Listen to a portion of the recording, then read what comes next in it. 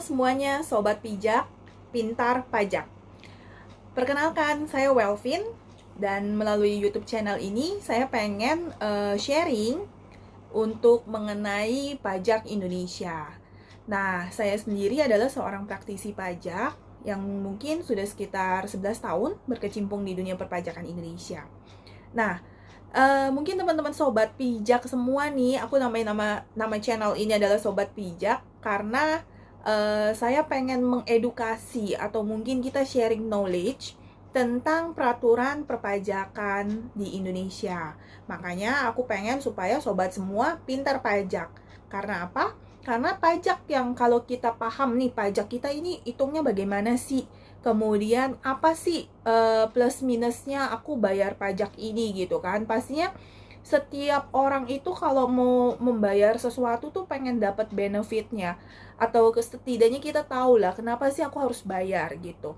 Nah, makanya melalui YouTube ini aku pengen kalian tahu apa sih gunanya kita bayar pajak, atau mungkin pertimbangan-pertimbangan apa yang ada ketika seseorang perlu membayar pajak. Nah, oke, Sobat Pijak. Nah, sekarang aku akan menyampaikan mengenai insentif PPh pasal 21. Sobat Pijak pastinya udah tahu mengenai PPh pasal 21 ini. Jadi, PPh pasal 21 kan adalah PPh untuk gaji karyawan. Nah, bagi perusahaan yang ingin memanfaatkan insentif PPh pasal 21 ini, dia punya kriterianya, sama seperti insentif yang lainnya. Ada kriteria yang harus dipenuhi terlebih dahulu. Sebenarnya yang paling umum mungkin dilihat dari kode klasifikasi lapangan usahanya ya, atau kita kenal dengan KLU.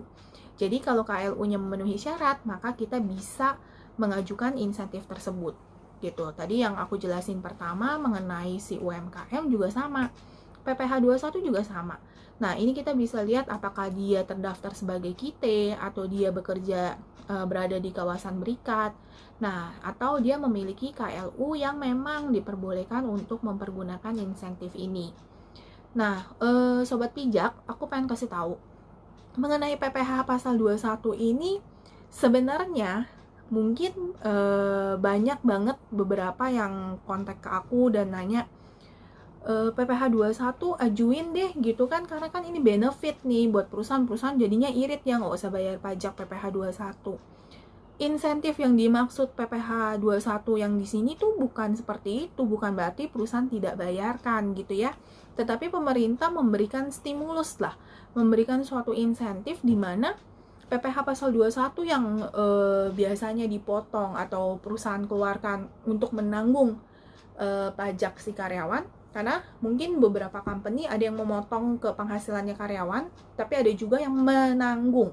Jadi menanggung si pajak PPh 21-nya karyawan. Nah, untuk penggunaan insentif ini tuh atas PPh pasal 21 yang biasanya sudah dipotong atau biasanya ditanggung, jadinya kita ngeklaim lagi ke pemerintah. Nah, pemerintah tidak mengeluarkan dananya, tapi si pengusaha tetap harus membayarkan nilai PPh pasal 21 itu ke karyawan yang bersangkutan. Gitu, ya. Nah, kemudian syaratnya juga ada lagi, karyawan yang berhak diberikan fasilitas insentif PPh 21 ini adalah karyawan dengan penghasilan bruto di setahunkannya adalah di bawah 200 juta. Nah, jadi itu ada beberapa kriteria yang harus dipenuhin. Kalau misalnya gajinya per bulan, let's say sudah 20 juta per bulan gitu ya. Nah, 20 juta per bulan ini sudah setahun sudah 240 juta, udah di atas 200 juta, maka dia udah nggak bisa minta insentif lagi gitu. Jadi insentif ini tidak berlaku untuk si karyawan tersebut. Tetapi kalau misalnya ada karyawan yang gajinya 15 juta, dikalikan 12 baru 180 juta gitu ya, masih di bawah 200, maka itu kita bisa menerapkan insentif ini ke karyawan tersebut. Jadi perusahaannya mengajukan untuk menggunakan insentif tersebut, tetapi yang menikmati benefitnya adalah si karyawannya gitu. Nah, tadinya makanya aku bilang bahwa syaratnya adalah si perusahaan ini tetap mengeluarkan dana untuk PPh 21-nya, baik yang biasanya dipotong ataupun yang biasanya ditunjang gitu ya, atau ditanggung oleh perusahaan. Nah, dana PPh 21 itu tetap harus dibayarin ke si karyawannya gitu. Jadi secara kalau saya fair to say, benefit insentif PPh 21 itu bukan untuk kenikmatan atau dinikmati oleh si perusahaan, tapi dinikmati oleh karyawannya gitu. Kenapa? Latar belakangnya sebenarnya pemerintah kasih insentif ini tuh untuk supaya gimana ya, mendorong daya beli masyarakat atau daya beli si karyawannya gitu.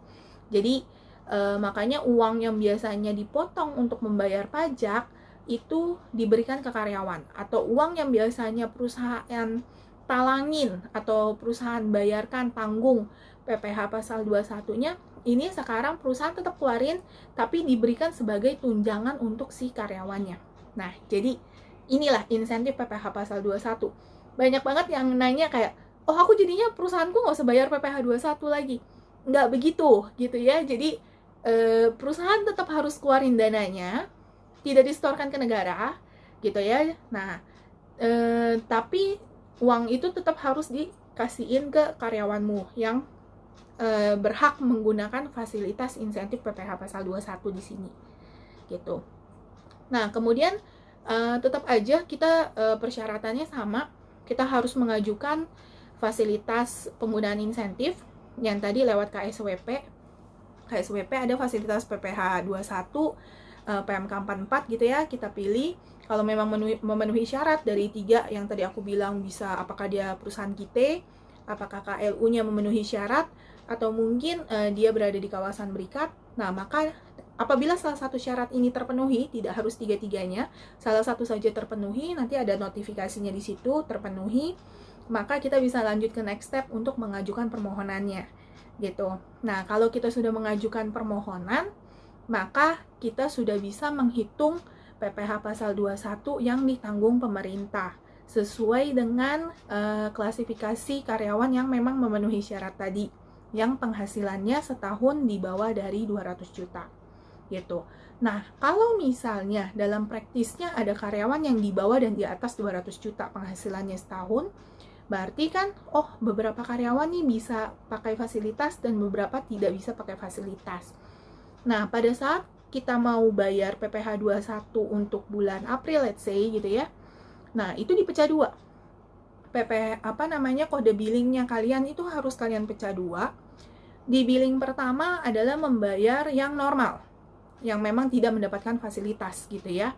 Nah, berarti si A, si B, si C ini gajinya udah di atas 20 juta per bulan, atau setahunnya itu lebih dari 200 juta, dia nggak bisa pakai fasilitas, ya udah, itu kalian bayar seperti biasa gitu, kodenya sama dan nggak perlu ada notifikasi apa-apa. Tapi untuk karyawan yang lainnya, misalnya ada yang di bawah dari 200 juta, ada 5 karyawan nih gitu ya yang berhak untuk mendapatkan insentif. Maka perhitungannya kalian tetap hitung seperti biasa, nama karyawannya siapa, NPWP. Ingat ya, hanya karyawan yang ber-NPWP yang bisa menggunakan insentif ini gitu. Nah, kalian tulis siapa, berapa nilainya. Nah, kalian terbitkan satu kode billing lagi dengan kode akun yang sama, bulan yang sama, tapi kalian tulis di uraian insentif PPh pasal 21 DTP X PMK 44 garis miring PMK.03 garis miring 2020 gitu. Nah, yang kalian bayarkan kalian setorkan itu hanya kode billing yang pertama.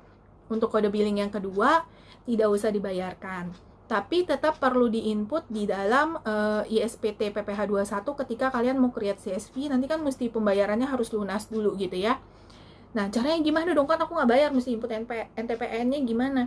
NTPN-nya kalian cuman perlu isi 99999 dengan tanggal bayarnya, ikutin aja sesuai dengan tanggal penerbitan kode billing gitu.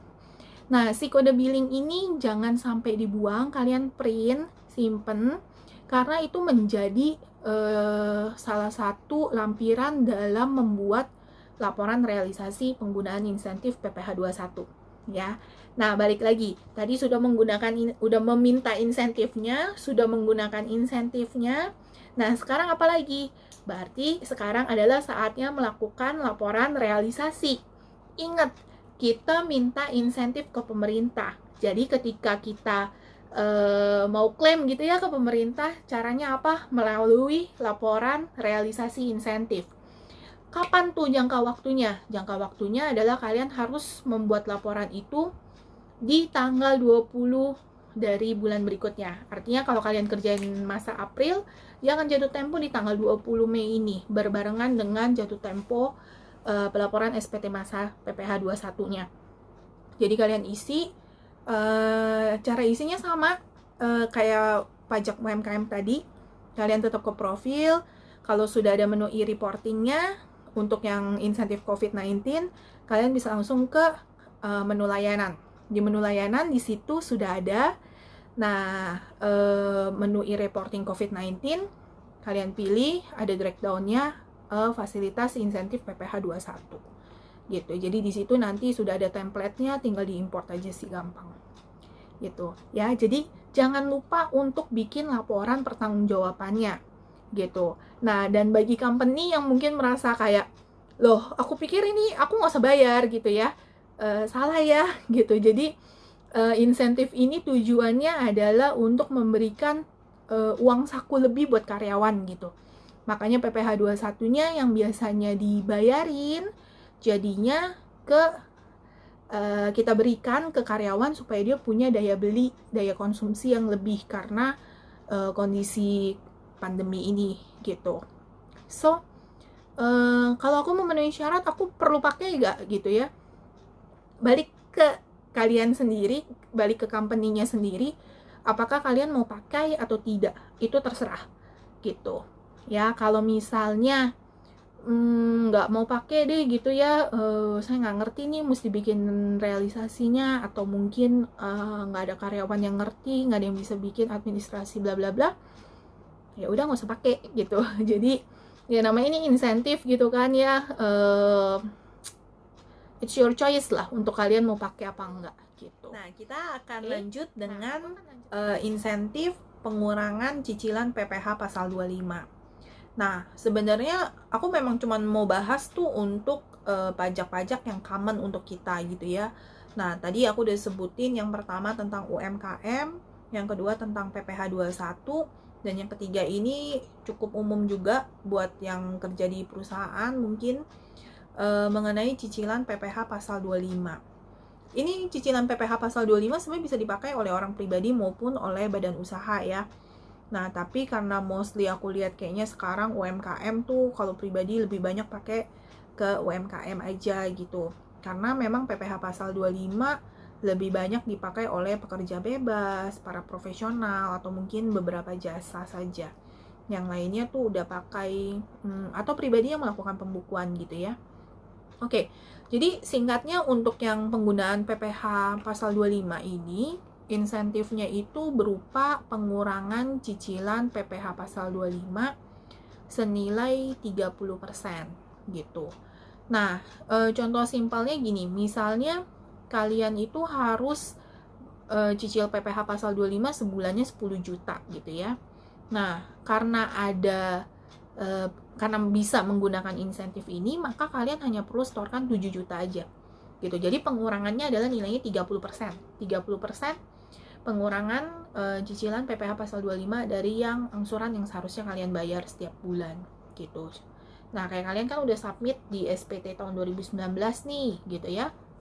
Nah, di situ bisa dilihat kalau misalnya cicilannya tadi aku bilang 10 juta sebulan, maka kalian cuma setorkan 70 persennya aja.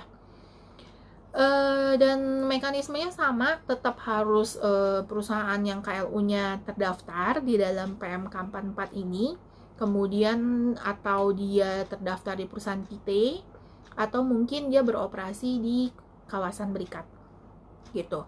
Jadi salah satu dari 3 syarat itu kalau terpenuhin, maka dia sudah bisa menggunakan fasilitas tersebut. Ya, caranya sama lewat KSWP. Di situ pilih penggunaan fasilitas PPh pasal 25. Kalau menurut PMK 44, kalau memenuhi syarat dia akan muncul. Gitu ya. Nah, balik lagi. Caranya gimana aplikasinya?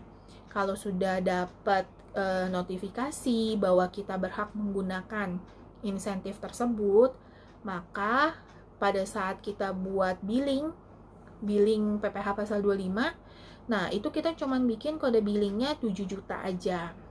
Sebagai bahan tambahan, sebenarnya sih di peraturan nggak dibilangin kita harus bikin notes apa.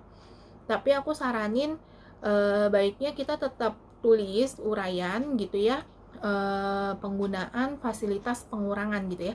Fasilitas pengurangan angsuran PPh pasal 25 senilai 30% sesuai dengan PMK 44/PMK.03/2020. Nah, saranku kayak gitu supaya itu juga jadi notisnya kita juga kalau cicilan kita di bulan April sampai September itu kita sudah menggunakan fasilitasnya. Nah, sebelum aku lupa, aku mesti menegaskannya bahwa penggunaan insentif ini berlaku 6 bulan gitu. Dari masa April sampai dengan masa September 2020 gitu.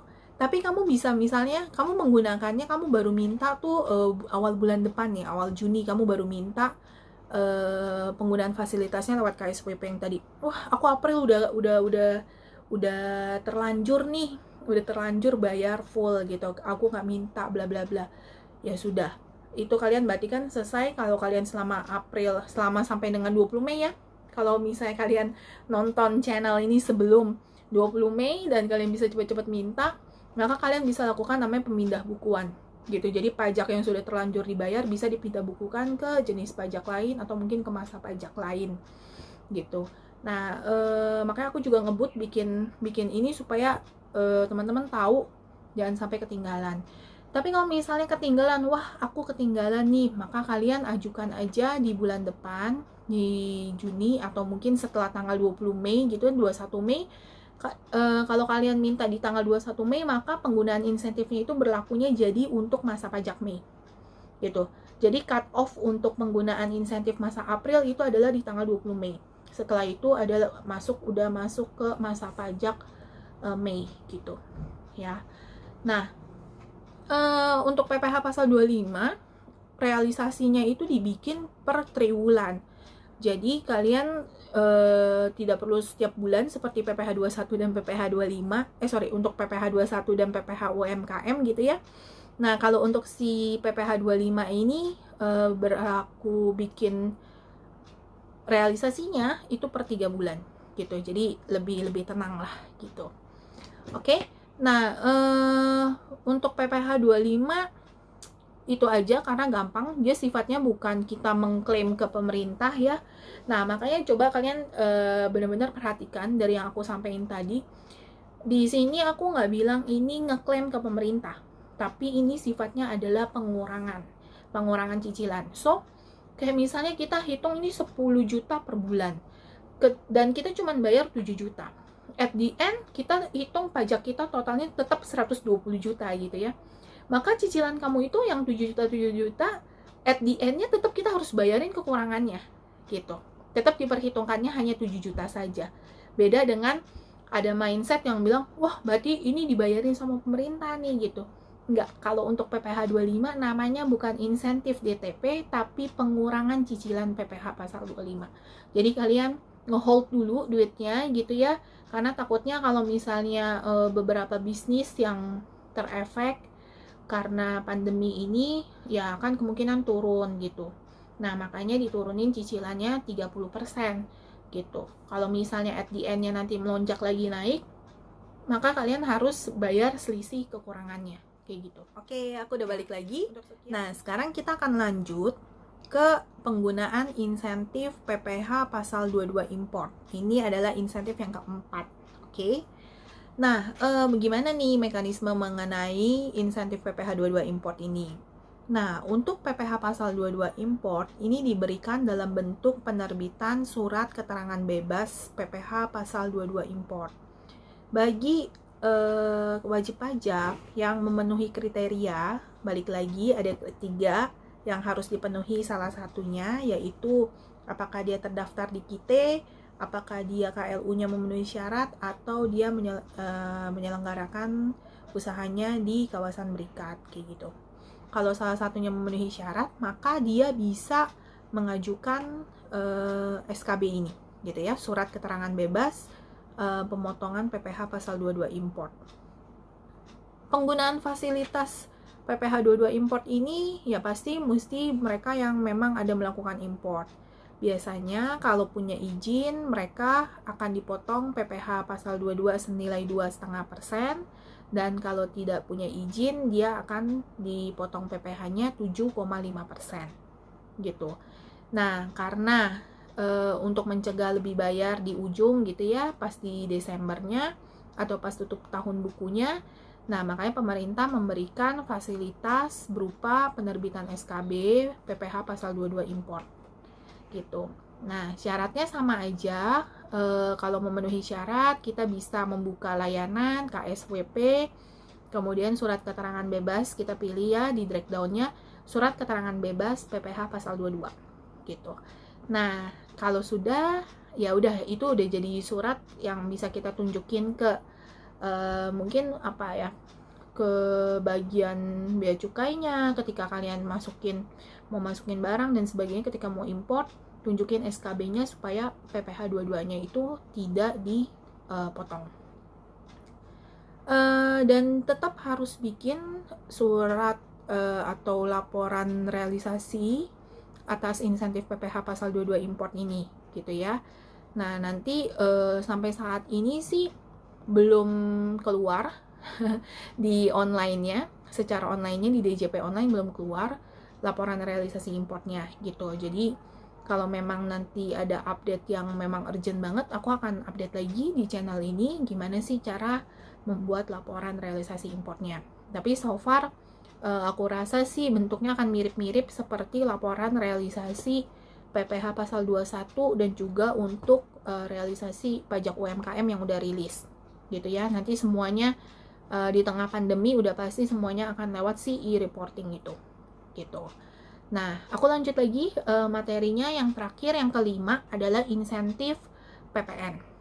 Nah, kalau PPN ini mungkin nggak semua wajib pajak bisa menggunakan, karena yang pasti dia harus adalah merupakan PKP, pengusaha kena pajak ya. Selain dari dia harus memenuhi syarat 3 utama tadi, salah satunya yaitu apakah dia di KITE, apakah KLU-nya memenuhi syarat, atau dia menyelenggarakan usahanya di kawasan berikat gitu. Nah, kalau salah satu sudah memenuhi syarat, kita lihat lagi pastinya dia adalah pengusaha kena pajak gitu ya, udah PKP. Kemudian fasilitas insentif ini itu untuk yang PPN lebih ke pengembalian pendahuluan bagi sobat pijak yang memang ada punya kelebihan pembayaran di SPT PPN-nya dengan nilai restitusi di bawah 5 miliar, bisa mengajukan yang namanya pengembalian pajak pendahuluan gitu. Jadi singkat kata ya, kita minta ngeklaim dulu ya duitnya supaya bisa dibayarin. Nah, nanti baru pemeriksaannya belakangan gitu. Jadi kalau kita mau minta restitusi atau pengembalian dana, pasti akan ada pemeriksaan dulu dari pihak otoritas pajak. Nah, itu 5 insentif yang ada di PMK 44. Nah, sekarang ini merupakan sesi terakhir dari video pertama aku. Di video pertama yang tayang di channel Sobat Pijak kali ini, saya pengen kasih review. Tadi udah diceritain panjang lebar banget tentang insentif pajak yang pemerintah berikan kepada masyarakat Indonesia, wajib pajak Indonesia, dalam rangka di tengah pandemi COVID-19. Nah, review utamaku yang pertama, yang paling banyak orang pakai itu adalah tentang si UMKM gitu.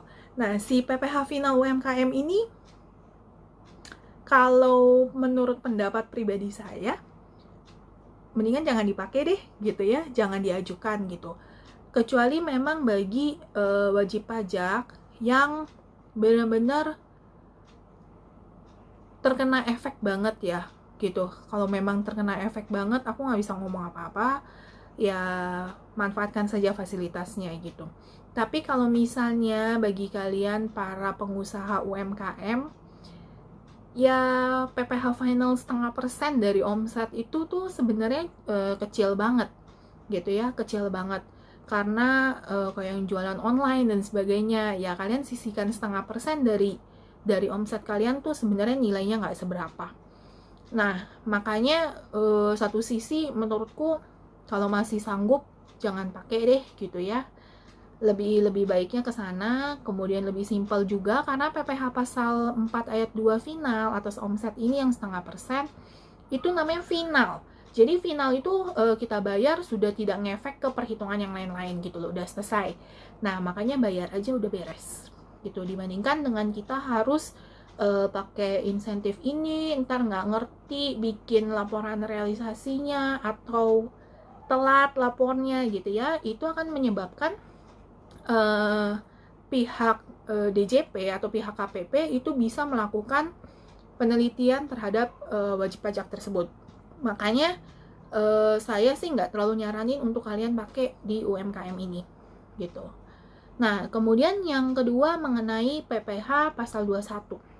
Kalau di PPh pasal 21 melihat dari benefit bagi perusahaan, wajib pajak perusahaannya ini juga nggak terlalu menarik sebenarnya gitu, karena ya tapi positifnya adalah dana PPh 21 tersebut tuh kita berikan ke karyawan kita dan supaya dia bisa jajan lebih gitu, kita bisa ya kasih tambahan lebih ke mereka berupa tunjangan pajak tadi gitu. Tapi benefit bagi perusahaan sebenarnya sih tidak ada, sama aja gitu ya, karena duitnya tetap harus dikeluarin.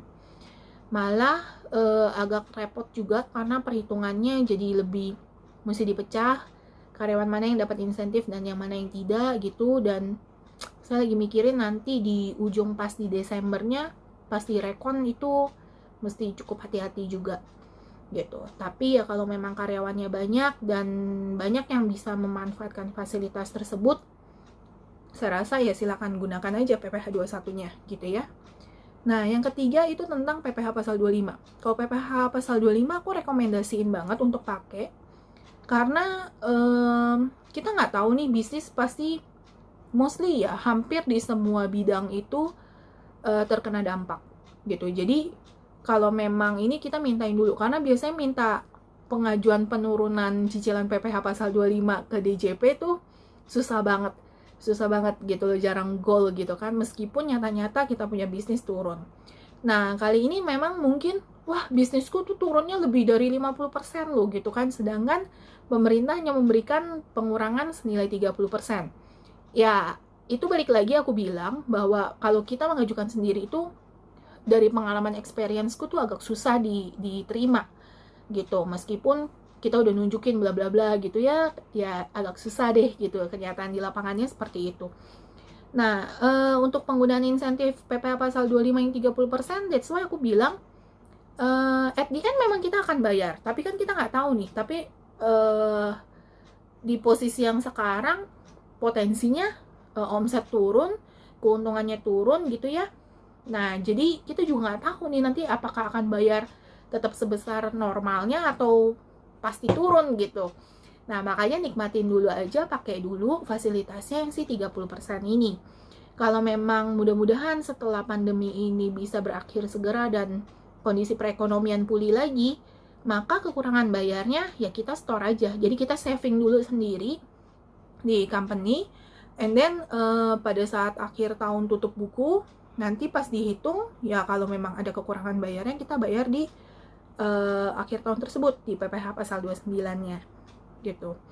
Nah, yang keempat tentang PPh pasal 22 import. Itu kan penerbitannya lewat SKB. Itu sebenarnya hampir sama, ini juga bukan insentif gitu ya. Nah, ini sama aja seperti PPh pasal 25 perlakuannya. Jadi ya minta aja sih gitu. Jadi kan kita bisa hemat 2,5%-nya gitu. Nah, nanti kalau pas di akhir tahunnya ada kekurangan bayar, tinggal kita store lagi. Yang terakhir itu adalah mengenai PPN. PPN ini konsepnya kan merupakan pengembalian pendahuluan. Jadi ya kalau kalian memang mau ajukan, silakan saja supaya uangnya bisa direstitusi cair dulu. Mengenai pemeriksaan, menurutku nggak usah takut kalau selama kalian melakukan pembukuannya dengan baik dan benar, administrasinya baik dan benar, lengkap gitu ya. Jadi sebenarnya nggak perlu takut dengan pemeriksaan. Jadi ya ajukan saja supaya dananya bisa turun, and then kita bisa ya running the business first gitu lah ya. Nah oke, sementara itu dulu yang aku akan sampaikan di video kali ini. Nah, nanti kita akan ketemu lagi di video-video lainnya. Dukung terus channel ini. Kalian bisa klik subscribe dan juga klik like video ini. Oke? Sampai jumpa.